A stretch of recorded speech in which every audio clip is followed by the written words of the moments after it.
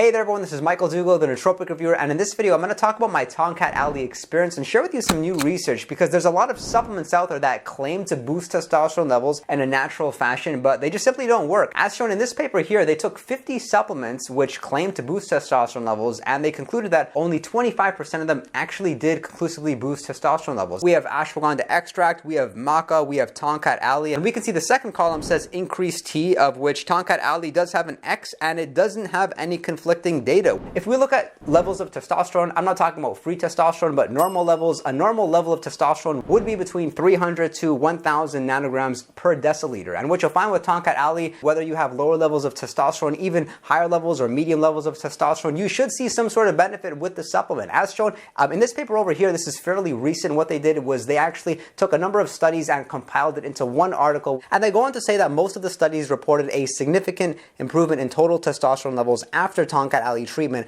However, 2 studies failed to observe any improvement in testosterone levels when the treatment was stopped after 3 weeks. However, I've looked at those 2 studies and their conclusions come without merit because Tongkat Ali was either underdosed or they just weren't patient enough with that process, and they did see some sort of testosterone boost and then it went away for a few days but likely would have come back. So Tongkat Ali, it's a herbal remedy. It's been used for centuries in Southeast Asia to treat fevers, to treat erectile dysfunction, to treat bacterial infections, and now of course popular as a nootropic supplement and to boost testosterone levels. Surprisingly, this paper actually mentioned that it can be considered as an alternative to TRT. Now, I have used TRT in the past and the results from TRT are so much more pronounced. Like as soon as you start a TRT protocol, you see instant results. You're mentally a lot sharper. You feel more physical strength at the gym. You sleep much deeper. And so Tongkat Ali does not have anywhere near the same effect. It's more like a supplement you can look at. Maybe take it almost every day. Be a bit patient with the process and you should see results in your productivity and your physique and your testosterone levels. And there is more than enough research showing that Tongkat Ali will help you with your body composition, like build muscle, lose fat, if you're combining it with weight training or some form of exercise. As shown, we have 5 studies here showing that it can help with increasing your fat-free mass. It can help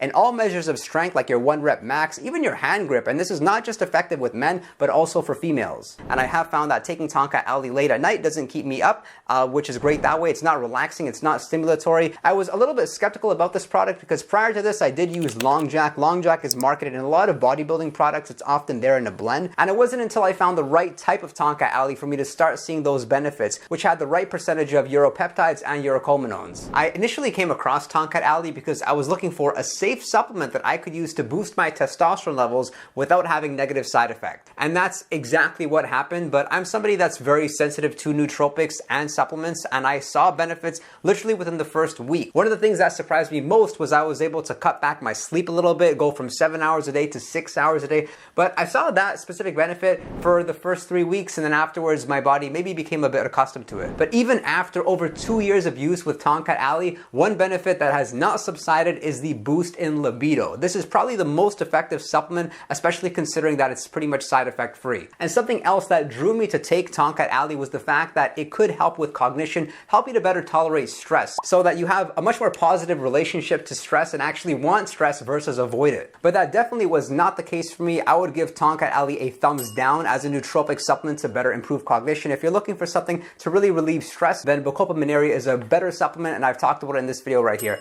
But now here's where things get really interesting, because in this study here, they actually took young men aged 18 to 30 years old, and they had them ingest 600 milligrams per day, and they found that at the 4-week mark, they saw pretty good results in terms of their testosterone being boosted as shown here. But in the 8-week mark, so 2 months in, their testosterone levels basically returned almost back to where they were once they first started. So who knows whether their testosterone levels would have further increased. Again, this study size was only 30 participants, which makes it pretty difficult to safely draw any conclusions from this. But that definitely does make me think twice about my Tongkat Ali experience and wonder what is really the right way to take the supplement, because I've been using it in a fashion where I've been now taking it for about 8 weeks on, followed by 2 weeks off. But perhaps I might be better off taking Tongkat Ali for a month and then completely discontinuing it for a month and then just reintroduce it in that fashion where I'd be taking it 6 months of the year. Because when I first started taking it, I could really notice it working. Now, even after taking a few weeks off and putting it back in my supplement stack, using it once a day at 200 milligrams, I don't really notice that same kick that I felt when I first started taking it. How to cycle off of Tongkat Ali? You've got 2 options. You can do macro cycling. An example of macro cycling is taking 2 months months on, followed by a short break, like 2 weeks off, or you can take the approach of microcycling the nootropic, where you have very specific short intervals of taking the nootropic supplement followed by a break, something like weekdays on followed by weekends off. And during the month that you're actually taking time off of Tongkat Ali, or you're a couple weeks off depending on how you cycle off of it, then I would recommend that you look into some other nootropic supplements. A couple of my favorites include Testosterone and Tribulus terrestris. I've talked about Tribulus terrestris in this video over here.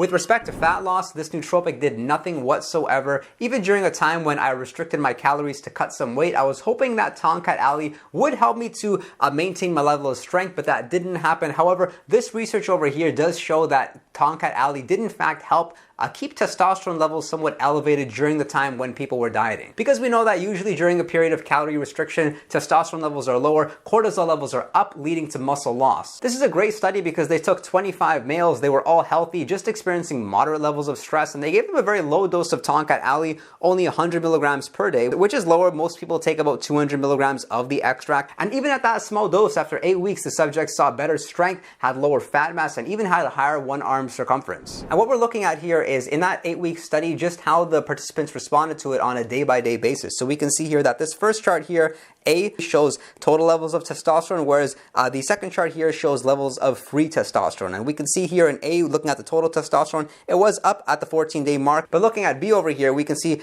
free testosterone levels and just how much it did increase at day 2, day 3, and then it came down slightly thereafterwards. And you can make the argument that free testosterone is a lot more important to check versus your total levels of testosterone levels, because your free testosterone is the testosterone that's basically available that your body can use. So when you do get your testosterone levels checked, unfortunately they take the lazy route of just checking your total testosterone levels. I would recommend that you do a free testosterone level check, and you ideally get that check done between 7 and 10 a.m. But just how safe is this supplement? That's something that's always in discussion when it comes to nootropics. In most cases, the stronger the effects, the stronger the side effects are going to be. In the literature, side effects are basically non-existent, even at doses as high as 400 milligrams per day. However, in this study over here, participants that were taking Tongkat Ali every single day saw the side effect of unusual amounts of fatigue only during the first 2 weeks of the study, but then after 2 weeks, that side effect seemed to disappear. And the 3 most common side effects would be nausea, irritability, and fatigue, all of which I experienced. However, when I started taking Tongkat Ali the right way, I no longer had those side effects. The way that you want to ingest Tongkat Ali is have it with a larger meal. Don't have it with a meal like less than 200 calories, I would say. I usually have it with my largest meal of the day, that's dinner. However, the few foods that you want to avoid when you're ingesting Tongkat Ali so you can have an optimal experience